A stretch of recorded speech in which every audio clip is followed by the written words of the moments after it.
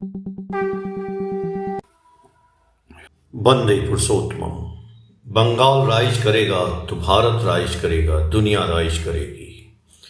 प्रातः काल में श्री ठाकुर नियमानुसार आम तला यानी आम के पेड़ के नीचे में इजी चेयर पर बैठे हैं।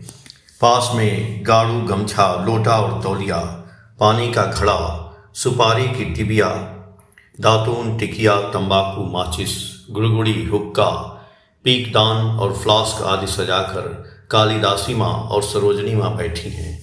वहाँ भंडारी दा, सुशील दा बसु, प्रफुल्ल दा चटर्जी, प्यारी दा नंदी प्रमुख व्यक्ति तथा अन्य भाई और माताएं उपस्थित हैं।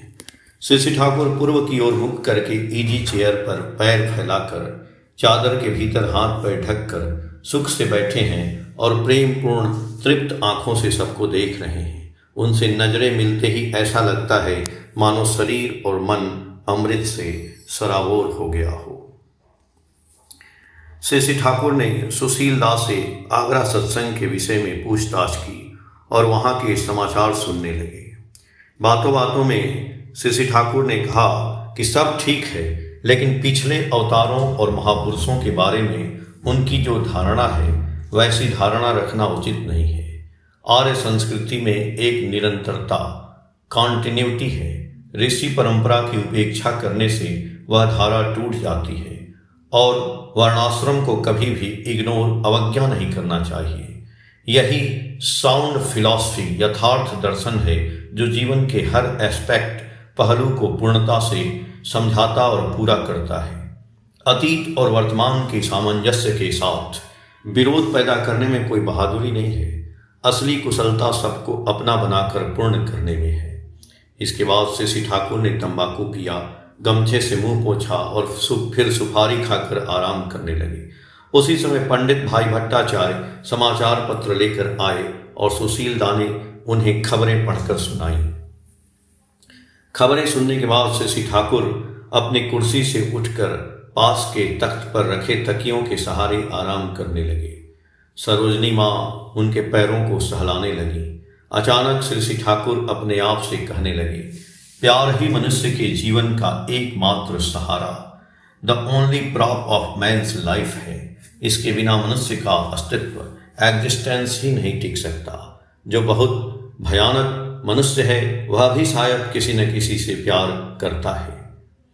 एक कार्यकर्ता ने आकर कहा कि वह संसार के झमेलों में फंसे होने के कारण धर्म प्रचार यानी याजन के लिए बाहर नहीं निकल पा रहे हैं और घर पर रहने के कारण कई अभावों और शिकायतों का सामना करना पड़ रहा है। श्री ठाकुर ने उत्तर दिया कि जो मोर इम्पॉर्टेंट, ज़्यादा महत्वपूर्ण है, उसे पीछे की मोह माया के चक्कर में अगर अनइम्पॉर्टेंट, अप्रभावी या गौड़ कर दोगे तो काम कैसे चलेगा। मैं जो कह रहा हूँ उसे जोर देकर करना होगा। पूरे प्राण लगाकर याजन यानी प्रचार करो, दीक्षा दो, लोगों को प्रोत्साहित करो और उन्हें बड़ा बनाओ और स्वस्तैनी व्रत का पालन करो। तुम लोक संग्रह, लोगों की सेवा और जुड़ाव करो। अगर पारिवारिक असुविधाओं की थोड़ी उपेक्षा करके जन सेवा को प्रधानता दोगे तो 10 लोग खुद ही जिम्मेदारी लेकर तुम्हारे संसार का ख्याल रखेंगे। हालांकि जिसके लिए जो भी करो वह निस्वार्थ, बिना किसी उम्मीद के होना चाहिए। यदि उम्मीद रखकर करोगे तो काम पूर्ण नहीं होगा और परिणाम में भी गड़बड़ी होगी। शाम को श्री ठाकुर आम के पेड़ के नीचे बिछे तख्त पर आकर बैठ गए।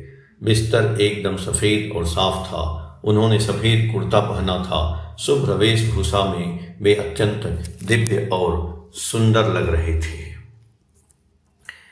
वे खुशी खुशी बातें कर रहे थे। उसी समय श्री NC चटर्जी, सुशील दा बसु, सतीन दा गांगुली समेत कई लोग उनके पास आए। सभी ने प्रणाम किया और बैठने के बाद विभिन्न विषयों पर बातचीत शुरू हुई। देश विभाजन और स्वतंत्रता के बारे में बात उठने पर श्री ठाकुर ने कहा, सुना है कि 100 साल पहले बंगाल में हिंदुओं की संख्या 60% से अधिक थी। बाद में हमारे अपने आचरण के दोष के कारण हिंदुओं की संख्या कम हो गई। यह हमने अच्छा नहीं किया। हमेशा दूरदर्शिता के साथ चलना चाहिए ताकि कोई किसी के द्वारा क्षतिग्रस्त न हो सके। मुसलमानों के साथ हमारा कोई विरोध नहीं है, लेकिन यह देखना होगा कि प्रत्येक समुदाय की शुभ विशेषताएं और आपसी सद्भाव अक्षुण्ण रहे। अगर हम खुद को नुकसान होने देते हैं तो वह भी एक अपराध है। जैसे हमें दूसरों के अस्तित्व को ठेस पहुंचाने का अधिकार नहीं है, वैसे ही अपने अस्तित्व को ठेस पहुंचाने देने का अधिकार भी हमारे पास नहीं है। अस्तित्व की रक्षा करने वाला सामंजस्य बनाए रखना ही धर्म है। देश विभाजन से किसी का भला नहीं हुआ। मैं समझता हूं कि मुसलमानों का भला हुए बिना हिंदुओं का भला नहीं हो सकता और हिंदुओं का भला हुए बिना मुसलमानों का भला नहीं हो सकता। दोनों के हित और कल्याण अटूट रूप से जुड़े हुए हैं। कम से कम बंगाल का विभाजन न हो, इसके लिए बहुत पहले ही मैंने श्यामा प्रसाद बाबू और आपसे कहा था कि बाहर से कम 25 लाख परिवारों को बंगाल में लाकर उन्हें जमीन देकर बसाने की व्यवस्था करें और उसके बाद नए सिरे से जनगणना कराएं। यदि वह समय पर किया गया होता तो बंगाल का विभाजन नहीं होता। देश के विभाजन के फलस्वरूप हिंदू मुस्लिम दोनों पर जो विपत्ति आई है, उसकी तुलना में यदि 25 लाख परिवारों को बंगाल में बसाने की कठिन जिम्मेदारी ली गई होती तो उसका परिणाम भविष्य में सभी समुदायों के लिए बेहतर होता। पहले बंगाल में ऐसा करके फिर पंजाब, सिंध आदि प्रदेशों में भी यह किया जा सकता था। यदि इसे जल्दी किया जाता तो देश के किसी भी हिस्से को विभाजित करने की आवश्यकता नहीं पड़ती। इससे समुद्र से लेकर हिमालय तक पूरे देश के सभी समुदायों और सभी लोगों का लाभ होता। देश को बांटकर जो स्वतंत्रता मिली है उसे फ्रीडम, स्वतंत्रता नहीं कहा जा सकता। इसे फिंडम, शैतानों का राज्य कहा जा सकता है। इससे सभी कमजोर हुए हैं, सभी का नुकसान हुआ है। इस दुर्दशा के लिए आप, मैं, हम सभी जिम्मेदार हैं। श्री ठाकुर थोड़े रुके और सहानुभूति के साथ बोले, कुछ नहीं, आप स्वस्थ हो जाइए। भगवान अगर आपको वैसा मन दें और आप यदि उस दिशा में प्रयास करें तो इन सब का समाधान कठिन नहीं है। मेरे जैसे मूर्ख व्यक्ति के दिमाग में यदि यह बात आ सकती है तो आप जैसे लोग तो इसे बहुत अच्छे से कर पाएंगे। मेरा दुख यह है कि मुसलमानों का भी भला नहीं हो रहा है। उनका पतन उसी दिन से शुरू हुआ जिस दिन से उनमें हिंदू लड़कियों से विवाह करने का शौक जागा। प्रतिलोम विवाह में ट्रेचरस, विश्वासघात होना ही है। प्रतिलोम का प्रभाव फल यह है कि व्यक्ति एविल, असत्य, बुराई में इंटीग्रेटेड, संयुक्त हो जाता है। अनुलोम में गुड, अच्छाई में इंटीग्रेटेड, संयुक्त होता है। मुसलमानों द्वारा प्रतिलोम विवाह को बढ़ावा देने के कारण वे अपने ही भीतर अपने विनाश के बीज बो रहे हैं। केवल मुसलमानों की ही बात नहीं है, जो कोई भी प्रतिलोम की ओर झुकेगा वे स्वयं अपनी क्षति को आमंत्रित करेंगे। इससे अधिक विनाशकारी चीज और कुछ नहीं है। अनुलोम विवाह वह सनातन मैकेनिज्म, प्रक्रिया है जिसके माध्यम से जो कुछ भी समाज रूपी शरीर में एसिमिलेट, आत्मसात किया जाता है, वह सब मानव विशिष्ट शरीर में विलीन होने जैसा होता है। यह हिंदुओं की पाचन शक्ति, हजमेर नाड़ी थी। अनुलोम स्वर्ण विवाह को समाप्त करके हमने उस नाड़ी को ही काट दिया है। इसीलिए आज हम विस्तार के मार्ग पर नहीं चल पा रहे हैं, पराया को अपना नहीं बना पा रहे हैं। इसके बाद हमारा बड़ा दोष यह है कि हम किसी एक आदर्श को मानकर नहीं चल सकते। हम इंटीग्रेटेड, संगठित, संगत नहीं हैं। यदि हम एक आदर्श के आधार पर भाईचारे के बंधन में नहीं बन सकते तो व्यक्तिगत रूप से किसी के पास कितने ही गुण क्यों न हो, हम कभी शक्तिशाली नहीं बन पाएंगे। हम केवल आपस की ईर्ष्या द्वेष में अपनी शक्ति ही नष्ट करेंगे। एक और बात, शाश्वत आदर्श और नीति को त्याग कर खिचड़ी या काम चलाऊ मेल मिलाप करना कभी भी फलदायी नहीं होता। मैंने देश बंधु चित्तरंजन दास से कहा था, आपने जो समझौता किया है इससे सर्वनाश हो गया।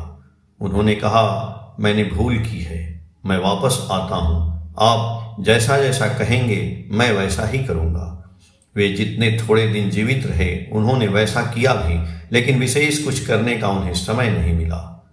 श्री चट्टोपाध्याय जी बोले कि पूर्वी बंगाल के हिंदुओं का क्या होगा। श्री ठाकुर जी बोले, शायद कुछ लोग चले आएंगे, जो वहाँ रहेंगे उनमें से बहुत से शायद अपनी संस्कृति से अलग हो जाएंगे। उसका जो फल होना है वही होगा। निष्ठा के साथ चलना ही श्रेयस्कर है। श्री रुचि चट्टोपाध्याय बोले कि क्या आपका कोई निर्देश है जो मैं नेहरू जी आदि से कह सकूं? श्री ठाकुर जी बोले, प्रकृति का नियम देखा है, जब कोई डिजीज रोग होता है तो वाइट सेल श्वेत रक्त कणिकाएं बढ़ जाती हैं ताकि डिजीज फोर्स का प्रतिरोध किया जा सके और सिस्टम की रक्षा की जा सके। रोग की शक्ति को रोकने और शरीर की रक्षा करने के लिए यह डिफेंस फोर्स प्रतिरक्षा शक्ति देश में बढ़ानी होगी। विकास और आत्मरक्षात्मक व्यवस्था, इन दोनों दिशाओं पर नजर होनी चाहिए। कुशल नीति अपनाकर अंग्रेजों के साथ ऐसे सौहार्दपूर्ण संबंध बनाए रखना अच्छा है जिससे वे हमारे सहायक बने, और चाहे कोई भी दल या समुदाय हो, अपने आदर्श और विशिष्टता का त्याग करके अपनी निजता खोकर हमें किसी को खुश करने की कोशिश नहीं करनी चाहिए। अशांति से बचने के लिए हमने कई बार अन्याय के सामने घुटने टेके हैं और अकल्याणकारी तुष्टीकरण की नीति का सहारा लिया है। यह बिल्कुल भी सही नहीं हुआ है। श्री ठाकुर जी बोले कि विषैले फल का उपभोग आज सभी को करना पड़ रहा है। सत्ता विरोधी जो हैं उसे नियंत्रित करेंगे, निरोध करेंगे, लेकिन किसी के विरुद्ध विद्रोह की भावना नहीं पालेंगे। श्री रुचि चट्टोपाध्याय बोले कि क्या पूर्वी बंगाल पूर्व बंग में कुछ किया जा सकता है? श्री ठाकुर जी बोले, स्थान काल और पात्र के अनुसार जो उचित और सत्ता संरक्षक हो वही करना चाहिए। मैंने पहले सेफ्टी जोनल रिहैबिलिटेशन, सुरक्षित क्षेत्र में पुनर्वास की बात कही थी, लेकिन वह तो किसी ने नहीं किया। परमपिता की दया से यदि आप स्वस्थ हो उठें तो अच्छा होगा। श्री रुचि चट्टोपाध्याय बोले, जब आपके पास आया हूँ तो निश्चित ही अच्छा होऊंगा। श्री ठाकुर जी बोले, अच्छा होना ही चाहिए। ऐसा दुस्समय बुरा समय अब और देखा नहीं जाता। यदि 5 लोग उठकर खड़े हो जाएं, खुद नियंत्रित होकर सबको नियंत्रित करें तो काम बन जाए। बंगाल में आज पॉवर्टी ऑफ मैन, मनुष्यों की दरिद्रता बहुत अधिक हो गई है, यानी उनकी कमी बहुत अधिक हो गई है। यही सबसे बड़ी चिंता की बात है। पहले हर फील्ड में, हर क्षेत्र में एक दल के बाद दूसरा दल योग्य मनुष्यों का रेडी तैयार रहता था, लेकिन आज एक योग्य व्यक्ति के जाने पर उसकी कमी को पूरा करने के लिए दूसरा व्यक्ति ढूंढे नहीं मिलता।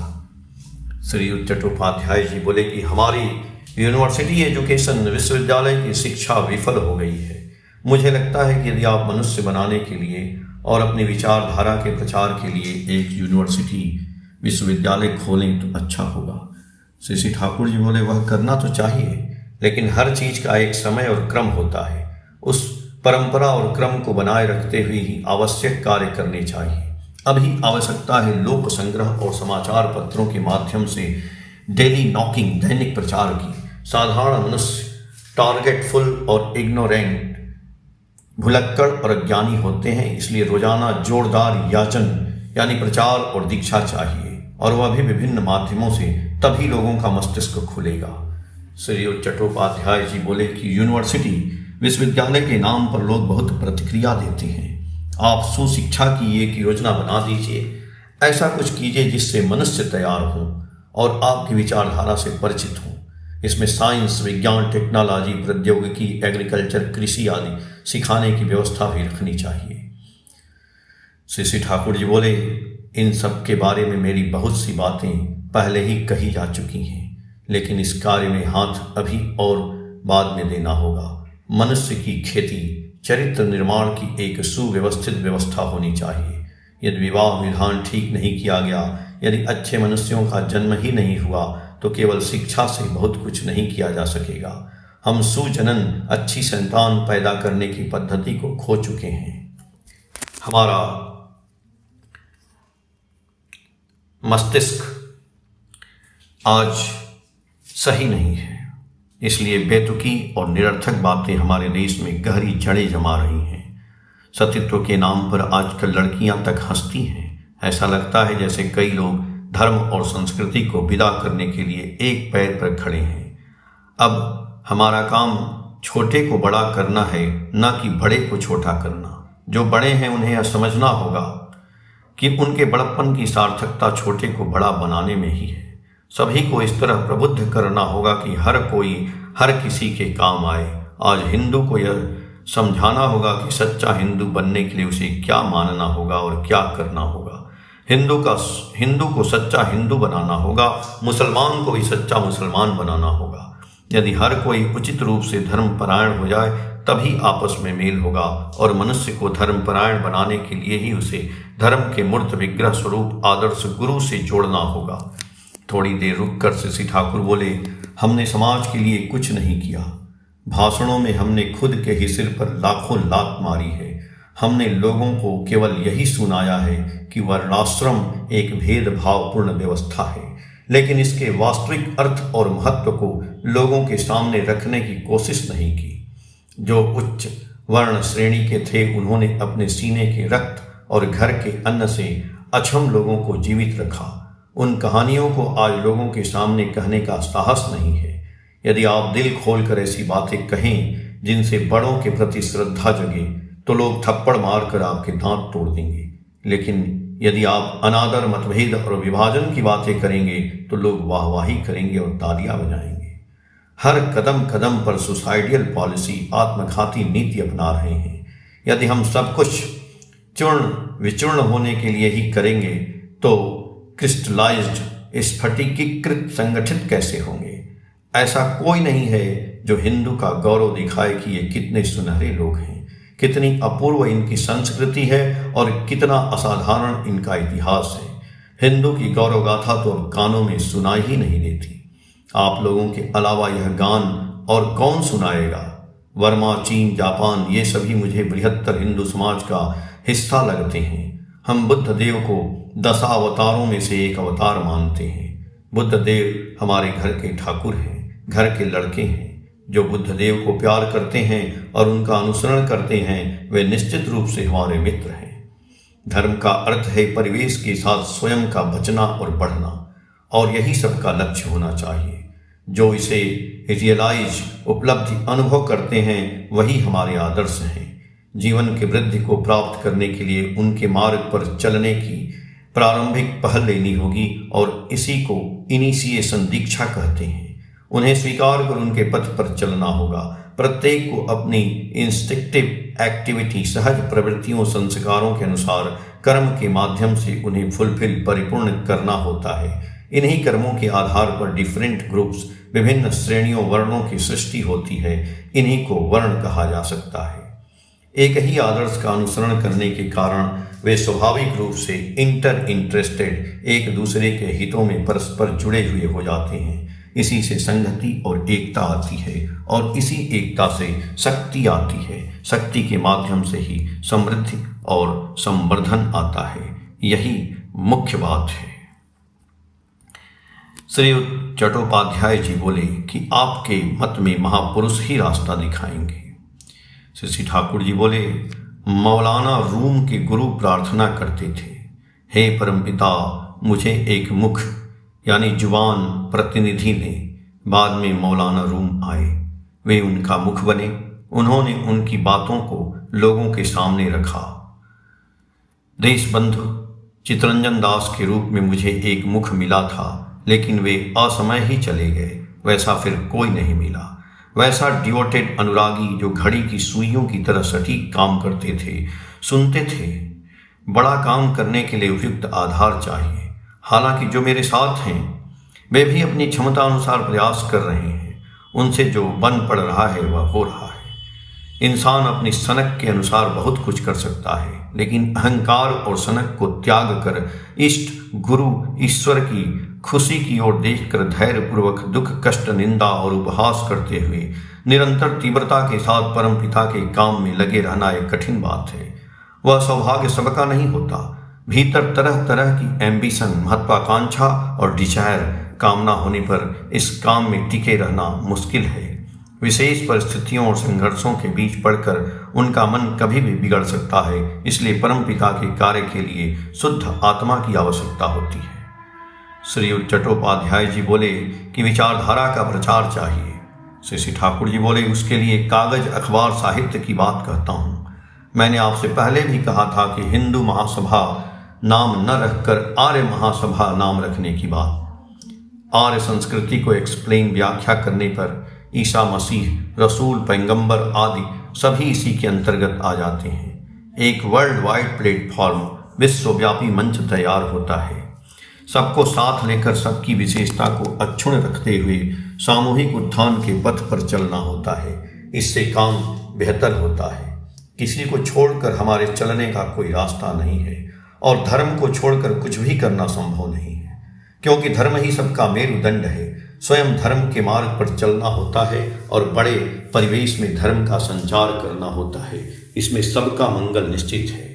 एक ओर हमें धर्म का पोषण चाहिए और दूसरी ओर धर्म के विरुद्ध जो असत हैं, उसका विरोध और निराकरण चाहिए। धर्म के नाम पर हम कभी अधर्म को प्रश्रय न दें। जो वास्तविक धर्म है उसी में सबका कल्याण निहित है। धर्म की स्थापना के माध्यम से ही सबका मंगल और मिलन सिद्ध हो सकता है। मैं कहता हूँ, आप स्वस्थ होकर इस मिशन उद्देश्य को लेकर निकल पड़े। मैंने बहुत पहले ही आपसे कहा था कि गदई लश्करी सुस्त धीमी चाल से चलने से काम नहीं चलेगा। वास्तव में यही सच है। अब बहुत तीव्रता से काम करना होगा।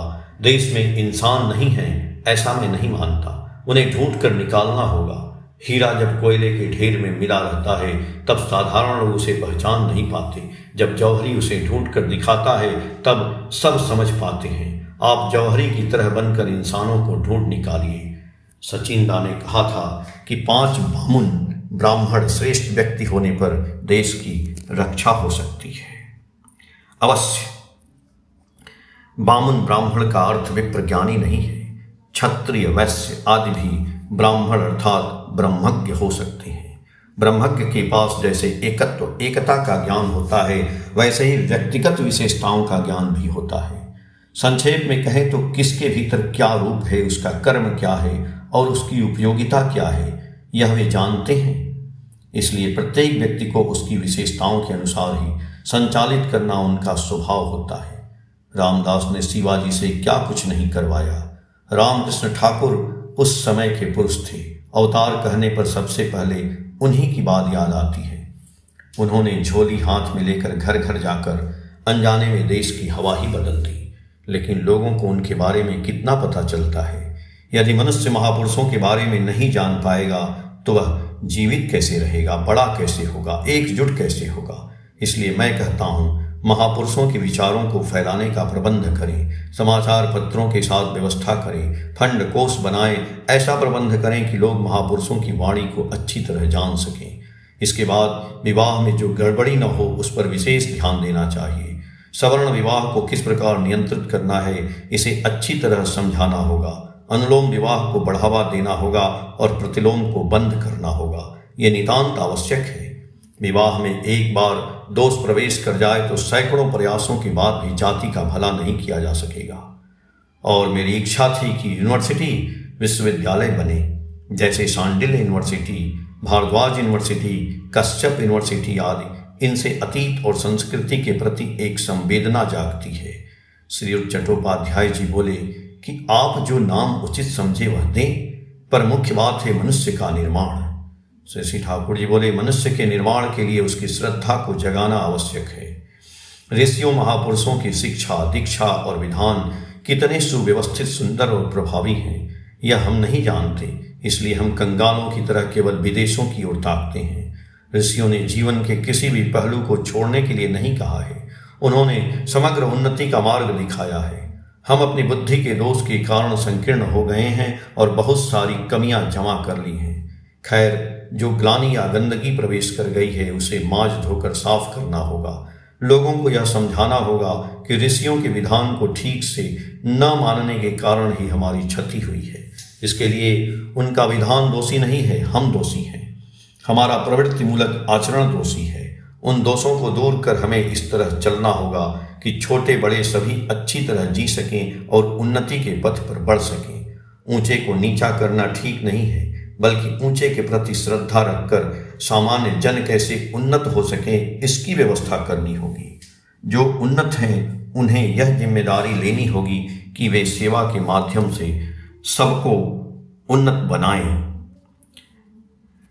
और बढ़ा सकते हैं तो बढ़ाएं। यदि आपसी प्रेम न हो तो द्वेष विद्वेष के माध्यम से देश में कभी भी स्वस्थ वातावरण नहीं बन पाएगा। श्रीयुत चट्टोपाध्याय जी बोले कि सभी प्रकार की अमंगलकारी प्रवृत्तियों और विचारधाराओं के विरुद्ध एक सिस्टमेटिक कैंपेन, विधिवत अभियान और प्रचार चाहिए। श्री ठाकुर ने आवेश के साथ आत्मीय मुद्रा में हाथ हिलाते हुए कहा कि पहले ही प्रतिद्वंदी होकर खड़े मत हो, फुलफिलमेंट परिपूर्ण दिखाकर कन्विंसिंग वे में प्रभावशाली ढंग से छोटी छोटी पुस्तकें लिखो, ऐसी पुस्तकें जिन्हें ट्रेन में बैठकर पढ़ा जा सके। हर कोई भलाई चाहता है। यदि वास्तविक समस्याओं का समाधान करके सर्वांगीण कल्याण का मार्ग युक्ति और विचार के साथ सुसंगत ढंग से लोगों के सामने रखा जाए तो लोग उसे अवश्य ग्रहण करेंगे। इस प्रकार शुभ विचारों की बाढ़ आ जाएगी। लोग अच्छाई का मार्ग ही चुनेंगे। जो नासमझ हैं उन्हें समझाकर सही मार्ग पर लाने का उत्तरदायित्व तो हमारा है।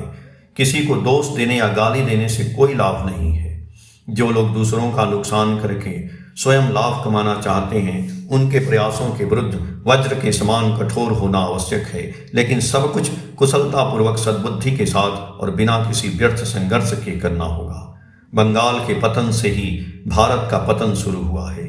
मेरा विश्वास है कि यदि बंगाल राइज करेगा, जागृत होगा, तो भारत राइज करेगा, दुनिया राइज करेगी, क्योंकि बंगाल की असाधारण जटिलताएं सुलझने पर भारत और विश्व की जटिलताओं के सुलझने का मार्ग प्रशस्त हो जाएगा।